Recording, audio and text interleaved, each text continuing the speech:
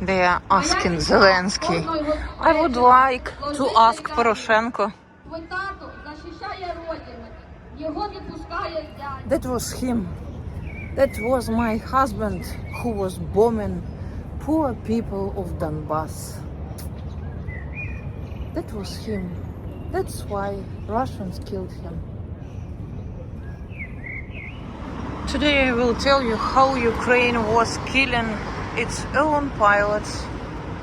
Yes, it was him. 48, 50, 58, 37, 37, 19. Блокпост, от него севернее метров 200 два автобуса стоят. Больше техники там не наблюдаю. Правый горит, ухожу на базу. Включена. Туши, Паша, туши, блядь. Фугер, блядь, право. Приготовиться к попитанию, блядь.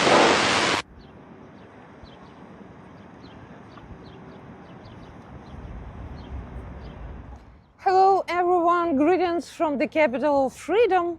In this video I will show you how we, ordinary residents of Kyiv, live in our city during the war. Today is the 6th of June 2026. 666. The devilish number 6. You know my attitude towards this number 6. On the 6th of June, the Russians killed my husband, and I'm scared, I'm terrified by this number. Yeah, the number 6.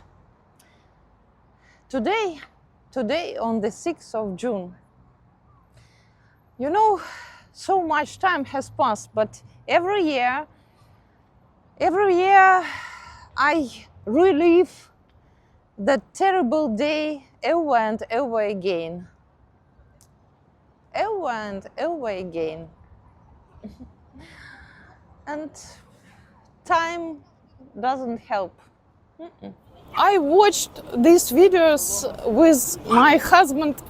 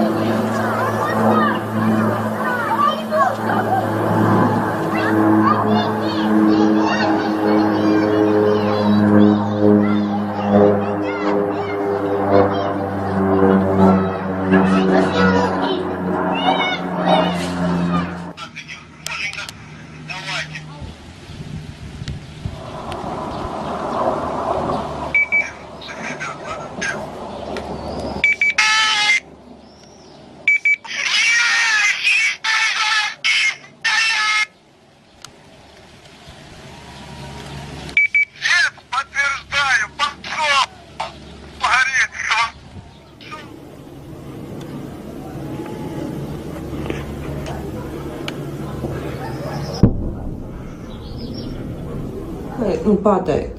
У нас, мы были в таком шоке, но мы понимали, что он идет на низ. Все схватили детей, с воды бегом повылазили. И мы детвору там взяли, там на пляже вот такое большое дерево. Мы за него так спрятались, но хотя бы понимаем, что если он сейчас упадет, как-то от волны спрятаться. Он, в последний момент, он поднял самолет, он не упал на нас. То есть, это реально, это фильм, это, знаете, это вот так вот промелькнуло все так, это вот как фильмы показывают, когда там катастрофы, и на тебя падает самолет, и ты уже ничего не сделаешь. Это было такое состояние. Он поднял. Там видела, там, где все хлопали в ладоши. Нет, я честно говорю, я хожу, ставлю свечки, потому что когда он упал, я понимаю, что на той стороне у меня ребенок, и я понимаю, что это он упал на дома, где это. Я бежала, вы не представляете, как я бежала. Я сыну звоню, говорю, это мама 500 метров от нас. То есть он вытянул все, он не упал ни на один дом.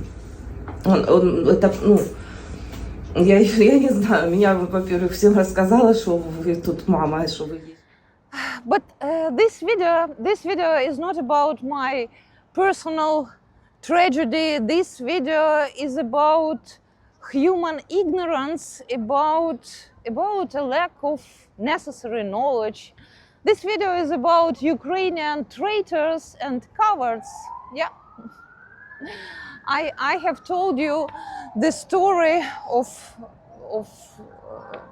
how my husband was killed several times, and you know, every time I recall some details, and today is the first time I decided to share some of my observations. Maybe it's a little bit dangerous, but I don't care.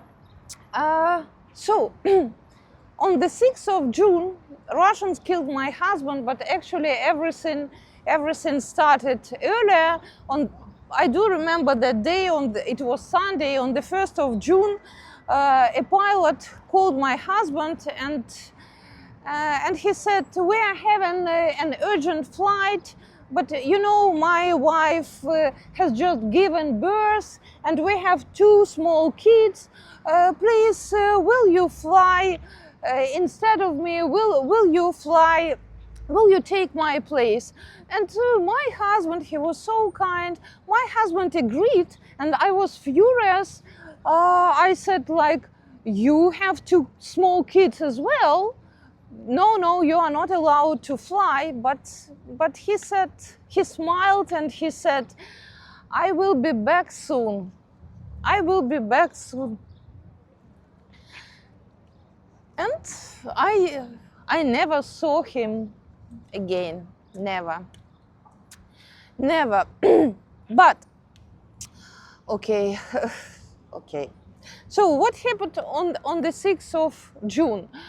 I was in Donetsk on the 6th of June. By the way, my husband also forbade me from going to Donetsk because we residents of Kiev had no idea what was happening there in Donetsk, but the military and of course the Ukrainian pilots understood that and they knew that there were already a lot of Russians, I mean Russian troops in Donetsk. And by the way, that pilot who ran my husband, for sure he knew that it could be like one-way ticket, one-way flight to Donetsk. So on that day, I was in Donetsk, and I was at that time I was already a PhD, and I had to be at the Donetsk National University as an official opponent at the defense of a PhD thesis.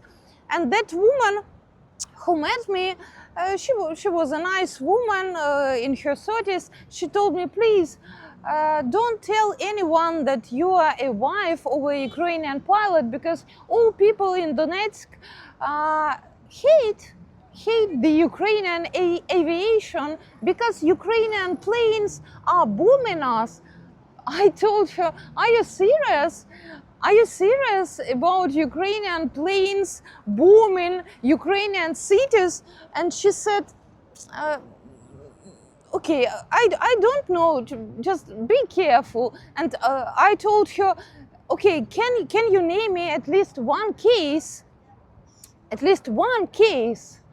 And just have Ukrainian planes ever bombed Donetsk?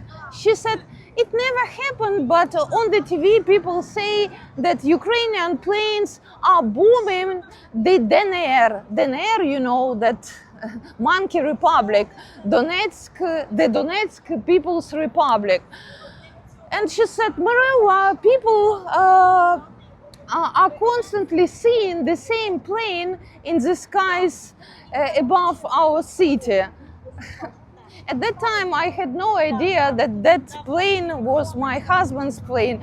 And she said there was a reward of $100,000 for that pilot, a pilot of that plane, like alive or dead, it doesn't matter.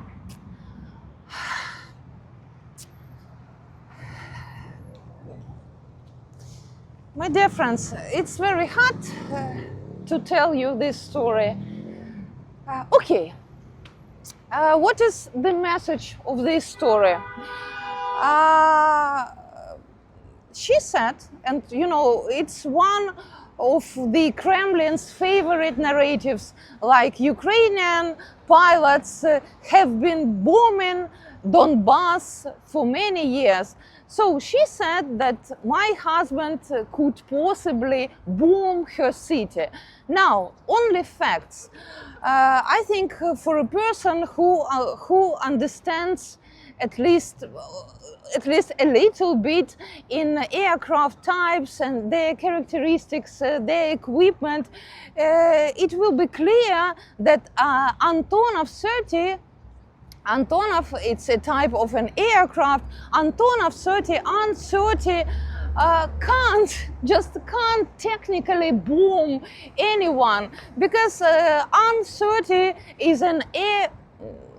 Sorry, my aviation terminology is bad. How to call it? Reconnaissance. Yeah, it's a transport. It's a huge 20 multi-tone reconnaissance transport aircraft. And the problem is that this huge plane and the crew, they were sent to perform the task of a simple drone, like a drone which costs, I don't know, $500. Okay, maybe some Mavic for $3,000, but a huge, expensive plane was performing the task of a drone. So they were taking pictures of the location of the Russian troops, because they were coming to Donetsk at that time. And only later I understood that my husband actually, so he was sent to the certain death. Some high-rank generals just sent him to Donetsk to take pictures in An-30.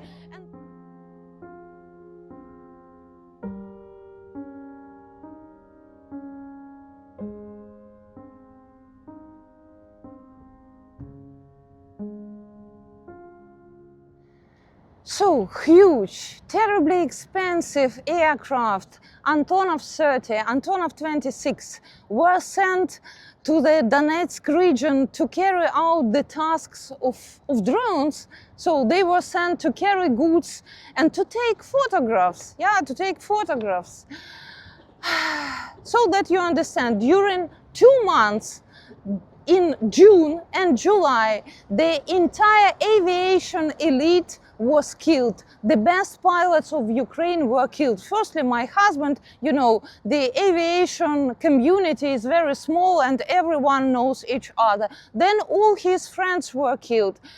And a lot of, like 80% of the Ukrainian aircraft was destroyed during 2 months. What does it mean? Do you have an answer? I have mine. And the answer is the following. Putin had been preparing for this war for a long time, and there were a lot of pro-Russian spies, pro-Russian high-ranking generals in the Ukrainian Air Force. And they sent the best pilots of Ukraine to their certain death. Yeah, this is my answer. Now, who was punished? No one. There was no investigation and no one was punished. And I have my theory. Maybe it's a little bit dangerous to claim such things, but I don't care. So according to my version, the 5th president of Ukraine, Poroshenko, had a kind of unofficial deal with Putin. I think they agreed on the Donetsk and Luhansk regions, and Poroshenko agreed to hand over these regions to Putin. I don't know what his profit was. Maybe he wanted to have some business there. Maybe he just wanted to prevent the full-scale war at that time. I have no idea. But I know for sure that no one was punished for destroying the Ukrainian aviation and killing Ukrainian pilots.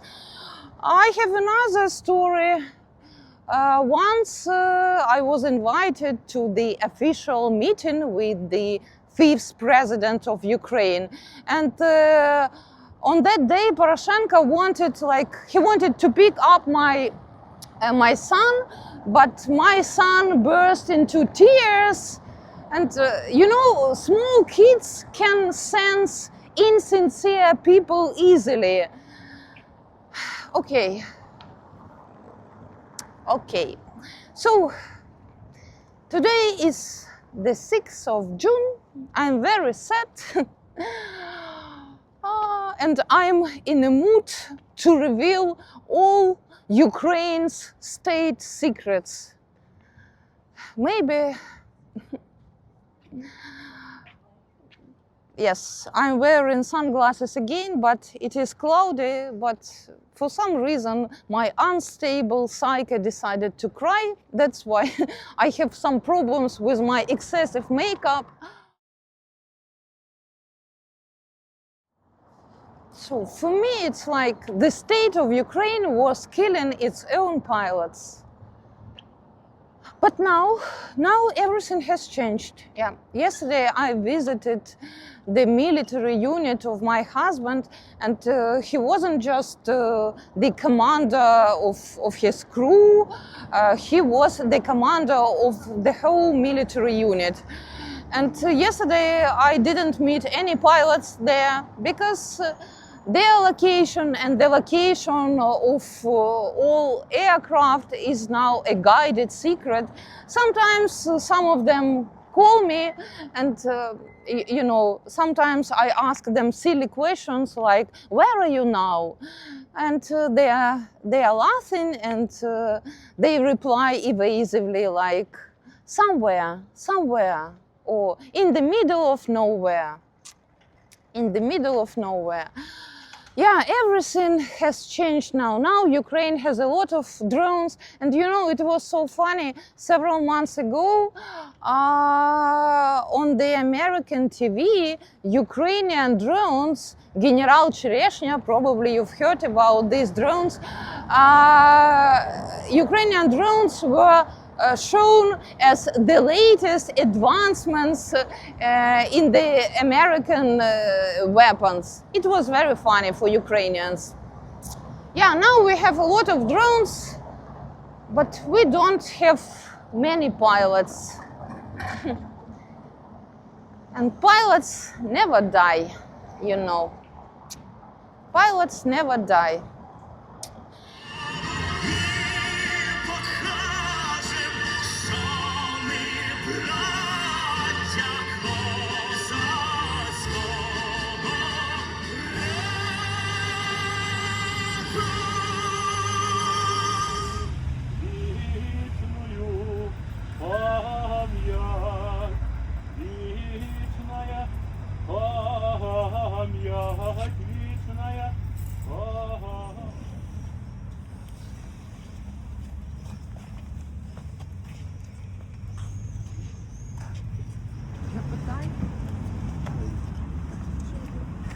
Барышня ж такая, на выданье как раз.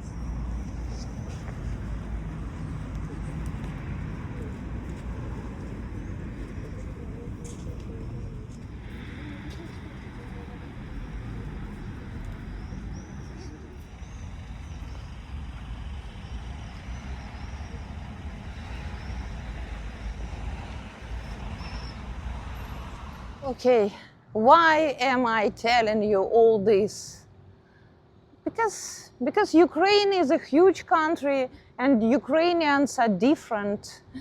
There are heroes among us and there are cowards and traitors. As for that pilot who ran my husband on the 1st of June and who asked him to fly to take his place, now, probably you will be surprised.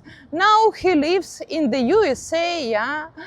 And he is a pilot, he flies commercial Boeing, and he earns a good living and he lives happily with his wife and his 2 kids.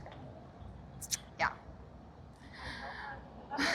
But But on my husband's funeral, he knelt before my husband's parents. He was crying and he was asking for forgiveness. Yeah, but he never approached me. He never approached me and my kids because probably because he knows how much I hate him. Yeah, and I will never forgive, and I will never forget. Yeah, never forgive and never forget. Thank you for watching. Pray for Ukraine, and goodbye, and never give up.